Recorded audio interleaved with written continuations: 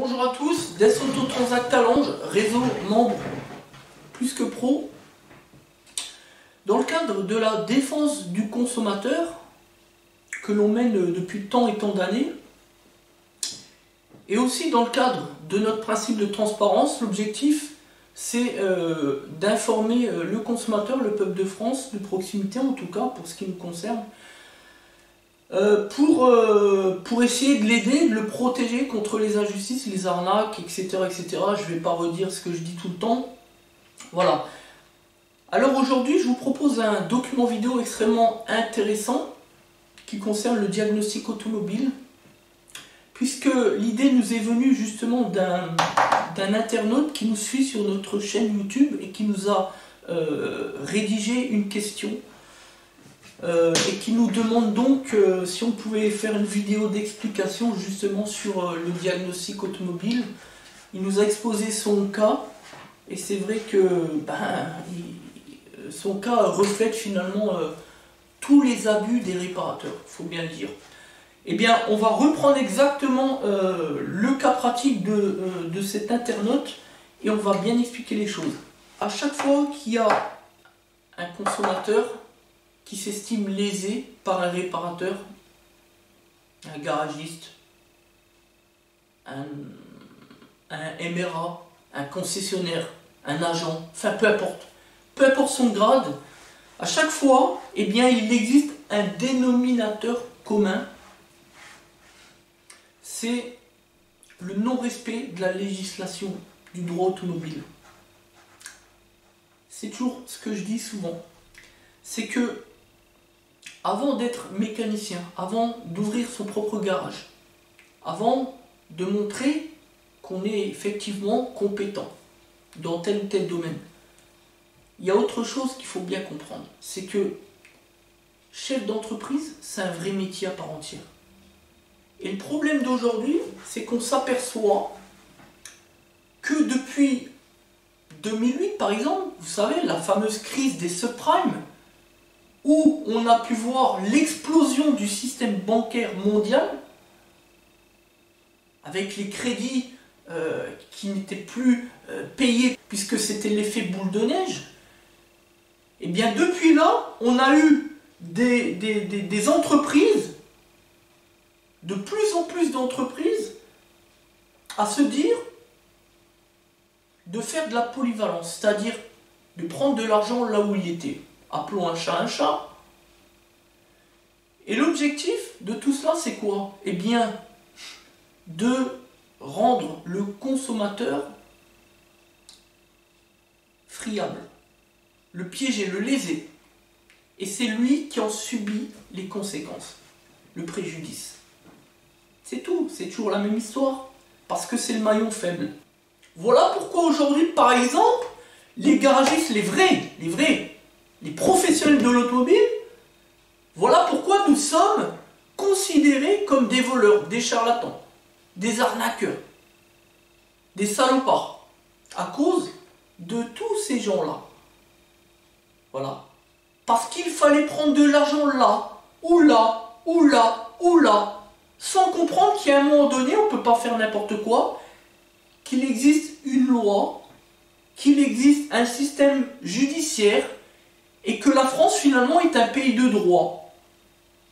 Et qu'on ne peut pas se permettre de bafouer ceux du consommateur, quel qu'il soit beurre, blanc, vert, rouge ou jaune, ou noir.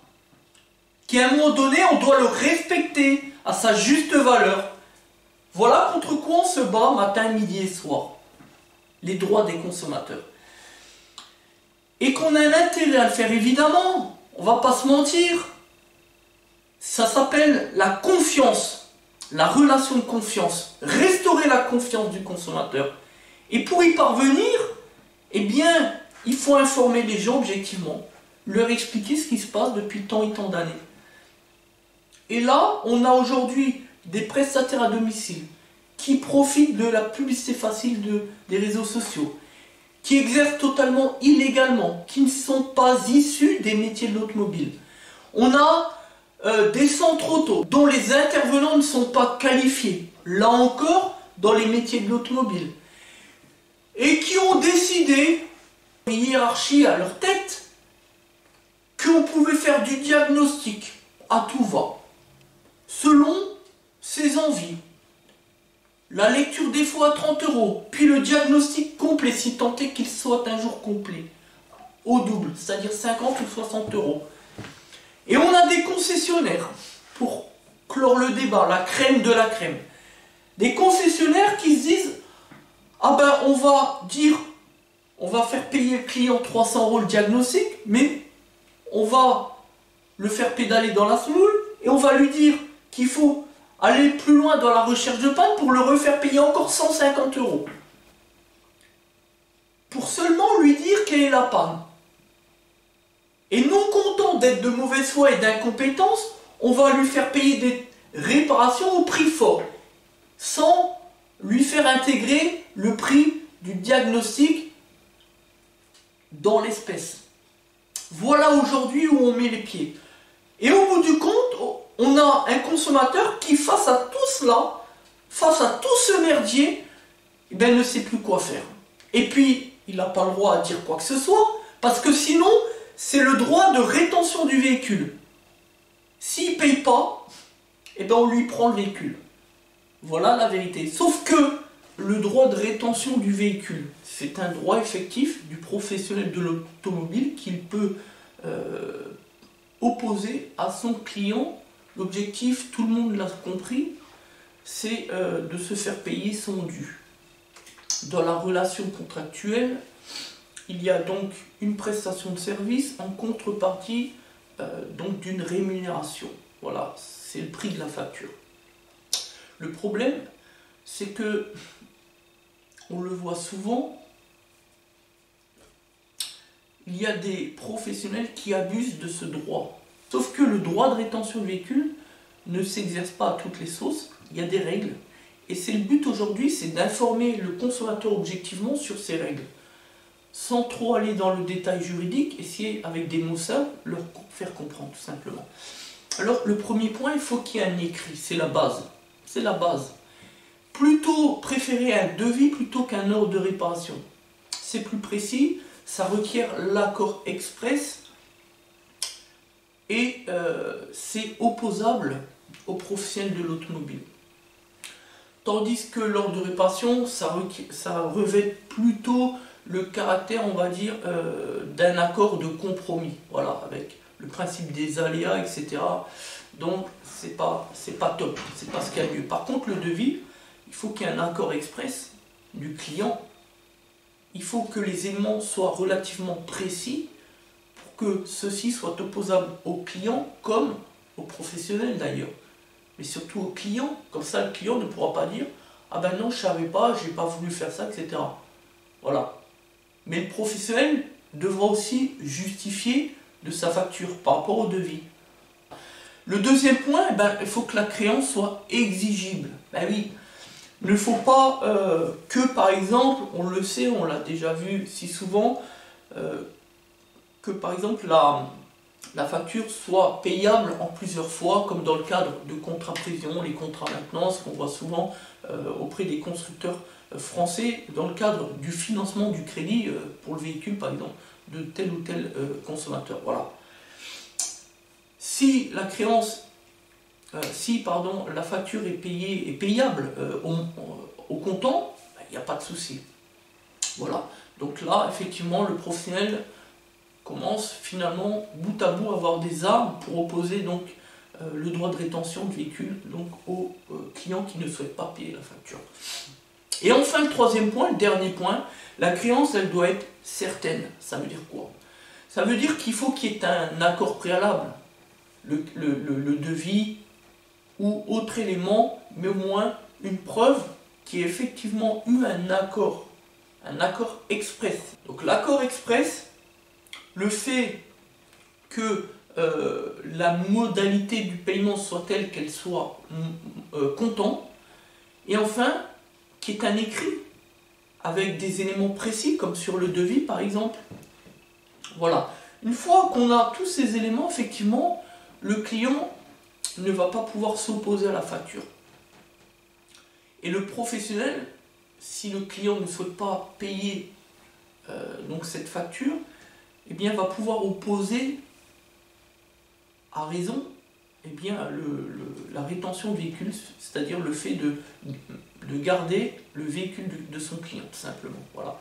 Par contre, dans le cas contraire, évidemment, il s'agira pour le client de saisir le juge des référés du TGI, tribunal de grande instance, de son domicile, c'est-à-dire territorialement compétent, pour obtenir une décision dans les 3 semaines. C'est le juge de l'évidence et le juge de l'urgence sur l'obligation de faire qu'il va réclamer auprès des juges. Voilà, et l'obligation de faire c'est quoi? C'est de récupérer simplement les clés du véhicule, voilà, sur ordonnance. Et le professionnel ne pourra rien faire. L'objectif aussi de cette action est de l'expliquer au professionnel, c'est de lui faire comprendre que ça va lui coûter beaucoup de frais, les frais d'avocat, les frais de dépens, les frais de justice, notamment de l'article NCPC 700 du Code civil, du Code de procédure civile, etc., les frais d'avocat, et surtout, souvent on a affaire à un subordonné, c'est-à-dire à un salarié qui prend le risque de se faire licencier pour faute lourde, parce que je rappelle que les intérêts de l'entreprise, de son entreprise, de l'entreprise de son employeur sont en jeu. Donc ça peut mal se terminer, donc souvent, avec ce moyen de pression, eh bien, ça se termine souvent bien, voilà. Quelques conseils de bon sens pour les gens, pour ne pas tomber dans le panneau. Premier conseil, lorsqu'on est dans le cadre d'un diagnostic qui a été suivi subséquemment donc d'une réparation, si on a déjà eu une première réparation qui a échoué, c'est-à-dire si on est dans une situation de malfaçon, eh bien le bon sens c'est simplement de réclamer, et vous pouvez le réclamer, le professionnel ne peut pas le refuser, d'aller faire un essai sur route avec votre véhicule pendant 10 minutes, parce qu'on sait que c'est dans le cadre de ce laps de temps que souvent, si le voyant moteur doit se rallumer, si une défaillance électronique doit arriver, c'est souvent là. On le sait dans les stratégies d'injection des calculateurs moteurs depuis les véhicules immatriculés après 2006. Ne serait-ce que pour éviter la tromperie du professionnel qui ne trouve pas la panne, mais qui veut vous faire payer les réparations et qui efface le défaut. Le temps que vous rentriez avec votre véhicule, seulement après le défaut va se rallumer, ou le lendemain. Par contre là, si vous faites l'essai sur route, et que le voyant se rallume, vous avez un moyen de pression.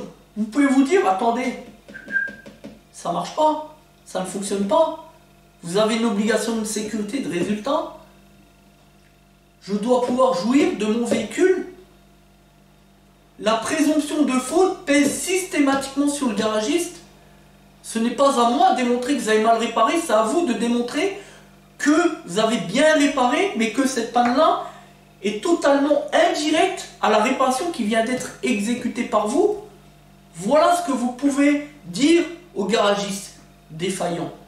Voilà. Et donc à ce moment-là, il n'a pas d'autre choix, soit de vous rendre les clés, sans que vous puissiez payer quoi que ce soit. J'ai dit quoi que ce soit. Quand une réparation est mal exécutée, vous n'avez pas à payer. D'accord? Et la première intervention, elle devra vous être également remboursée jusqu'à ce que le professionnel trouve la panne, et vous ne devrez payer que la résultante de cette panne, la résolution de cette panne, la récause, l'anomalie, c'est tout. C'est ce que dit la législation, c'est-à-dire la source de droit qui est la loi et la jurisprudence d'espèce. Et c'est une jurisprudence qui est constante. Il n'y a jamais eu de revirement depuis plus de 15 ans. Vous pouvez me faire confiance là-dessus.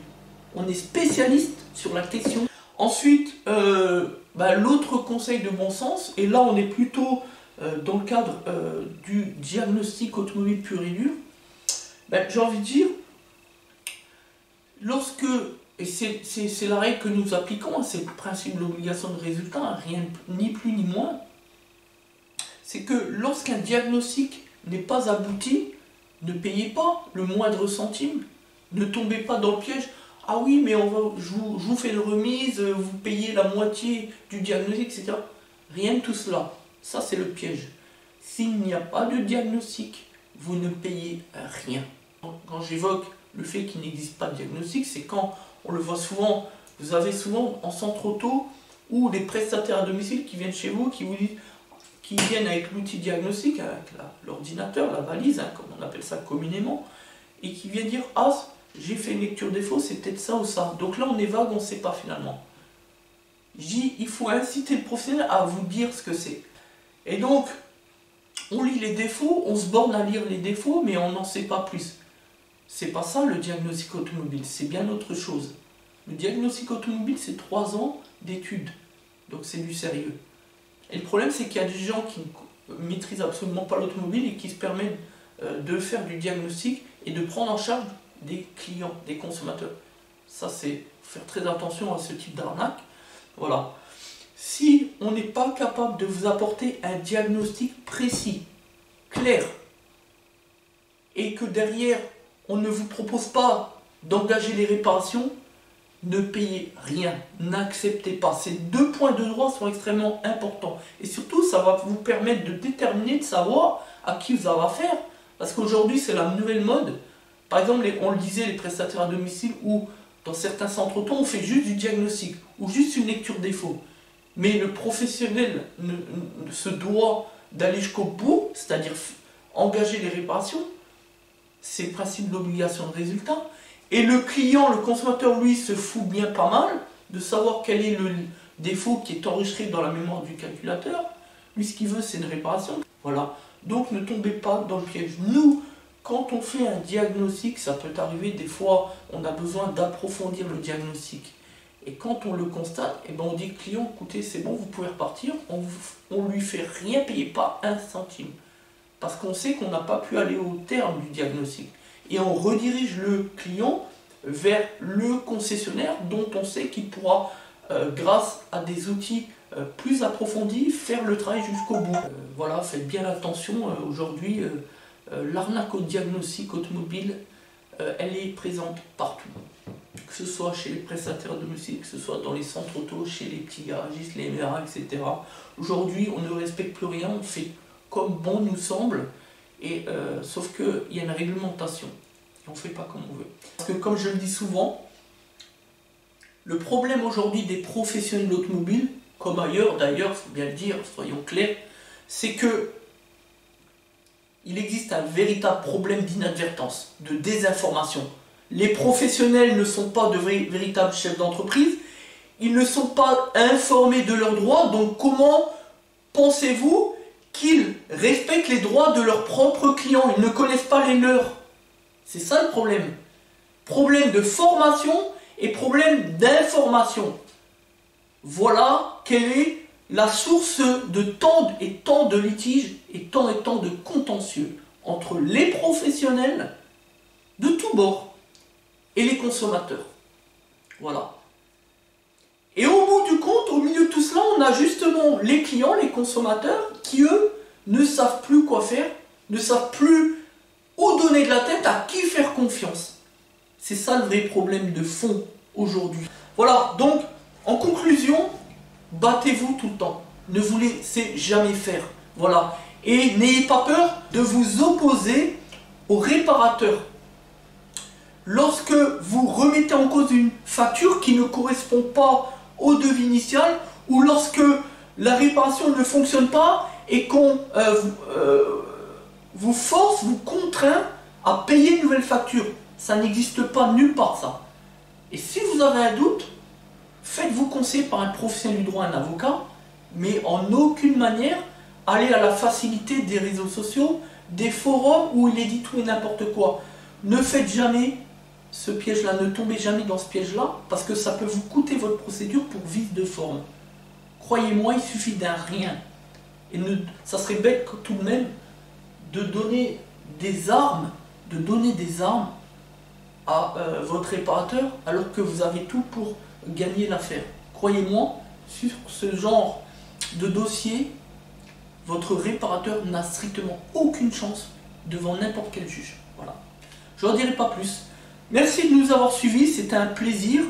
Et au quotidien, nous, ce qu'on fait, c'est aider les gens c'est notre plaisir, c'est notre vocation, contre les arnaques, contre les injustices. Ça coûte rien, vous pouvez nous appeler, c'est gratuit, on essaie toujours de vous renseigner au mieux qu'on peut en fonction des éléments que vous allez pouvoir nous apporter au téléphone, etc. Voilà. Merci à tous, Desk Auto Transact Talent, réseau plus que pro pour la défense du consommateur.